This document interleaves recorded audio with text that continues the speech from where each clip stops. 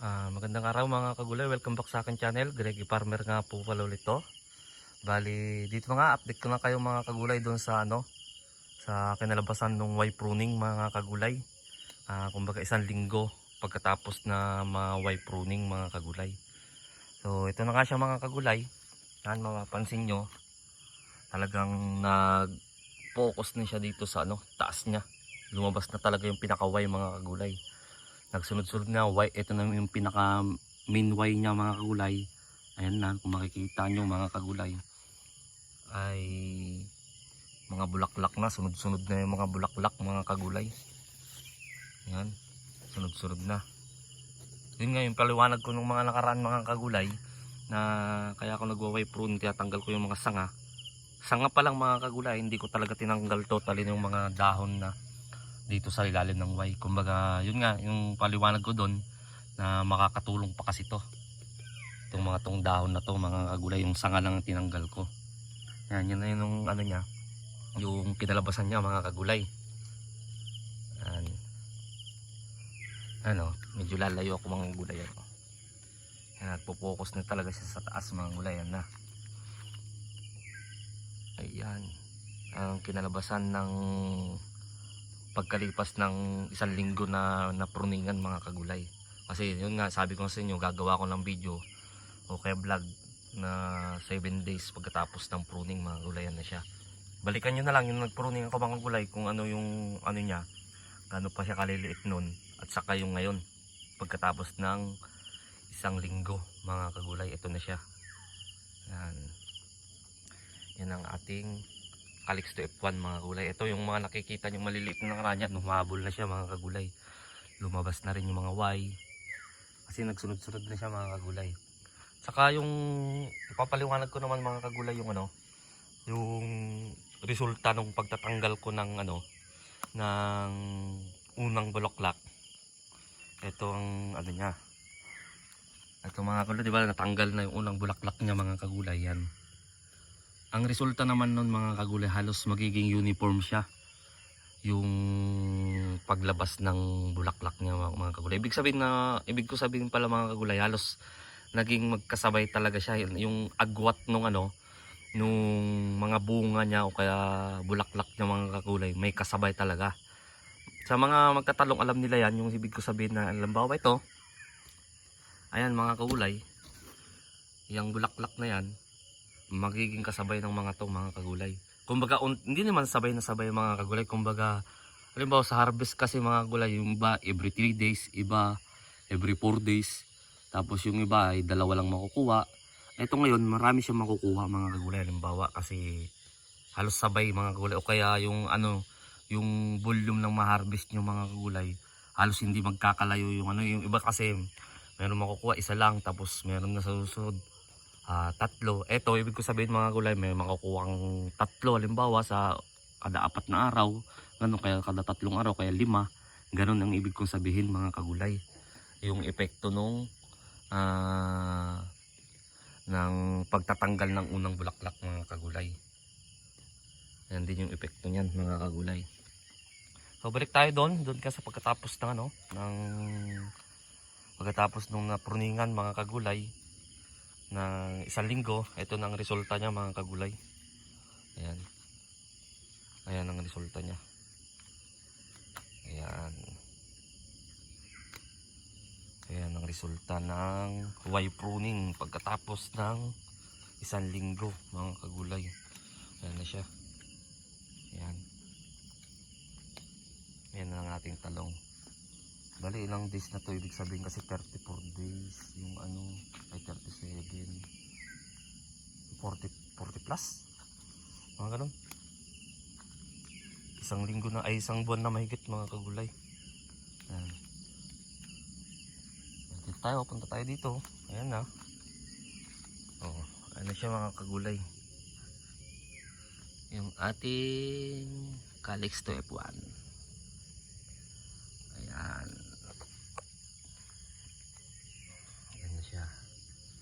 Matatangkad na rin siya mga kagulay.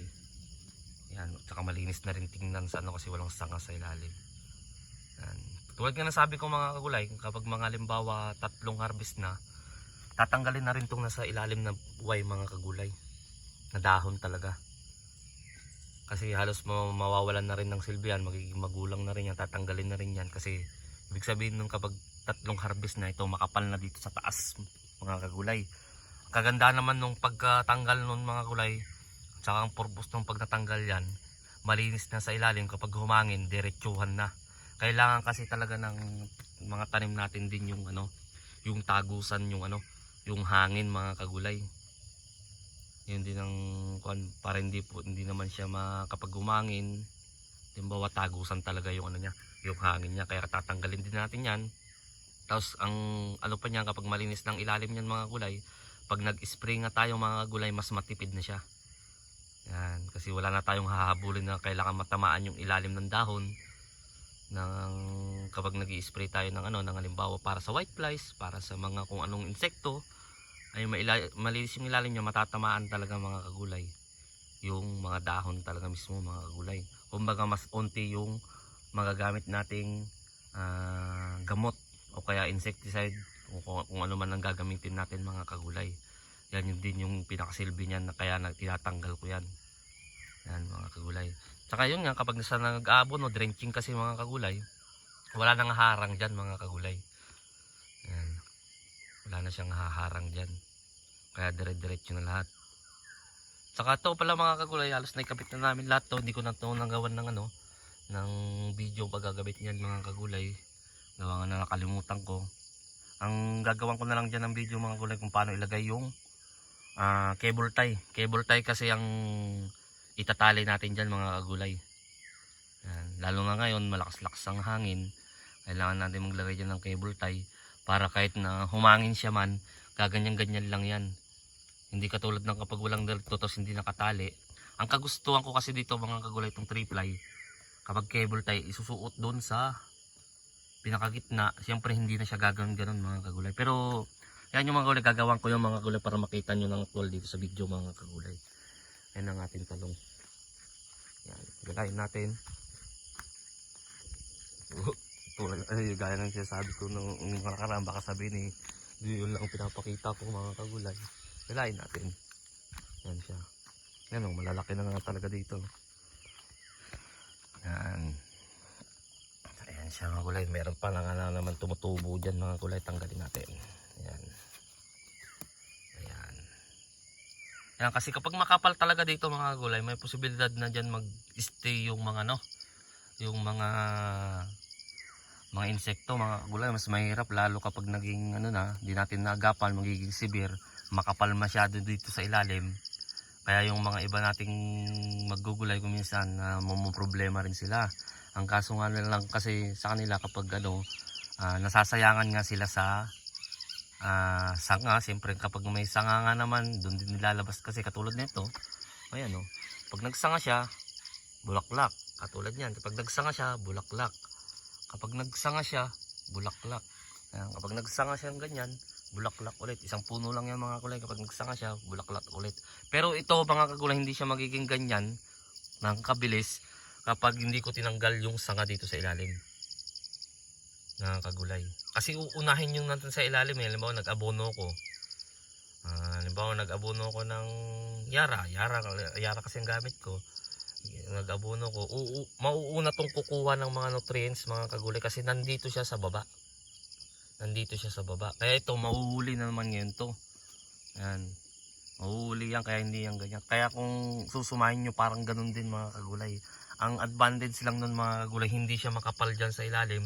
Kumbaga pag nag-i-spray nga, hindi siya ganong maaksaya sa pag-i-spray. Kasi ang gulay katulad na itong talong, kapag mag-i-spray ka, kailangan mo rin, lalo kapag mawa mites, trips o kaya kailangan ilalim ng dahon ng matatamaan mga kagulay, kasi doon sila namumugad mga kagulay sa ilalim ng dahon. Kaya kailangan mong tamaan. Imagine niyo mga kagulay, nung pinapaliwanag ko lagi, kung mayroong sanga dyan, makapal dyan, ang hirap niyang isprayan mga kagulay. Lalo na doon sa mga na hindi na mano-mano lang ginagamit na pag-i-spray. Hindi naman malakas kasi yun, hindi katulad nung mga ibang farmer natin na talagang may power spray o kaya mayroon yung talagang yung karwas, pang karwas na ganoon ni spray. Pero kahit na may ganun mga gulay, hindi talaga niya totally na mapapapasok yung mga gamot na inano natin kasi masyado nga makapal. Yun ang pinapaliwanag ko mga gulay. So dito tayo mga gulay. Tayo dito sa iba. Yan, may lumabas na ng buko mga kagulay. Nakita ko na yun oh. Ayun. Lumabas na ng buko. Yan, basta itong ginagawa kong vlog na itong mga gulay ko video, ito yung pagkalipas na ng 1 linggo mga kagulay, 1 linggo na ano na pagpo-pruning mga kagulay. Yan na yung resulta niya na sinasabi ko sa inyo. Yan. Hanggang dun yan mga kagulay. Hanggang dun yan. Kapag ginaganyan nyo mga kagulay, akala nyo ano pa siya, pero kapag lalapitan nyo, wala na, makapal na yung nasaway mga kagulay. Ayan o. Makapal na yung way niya talaga mga kagulay. Dito na talaga nag-focus. Maniniwala na kayo siguro na yung sinasabi ko sa inyo na magpo-focus siya dyan kapag pinuruningan nyo doon. Kasi yung iba mga gulay nakikita ko kasi meron akong subscribers na ginaya nyo yung akin. Ito, pag-waway pruning. Nakita ko na nagpasa siya ng picture.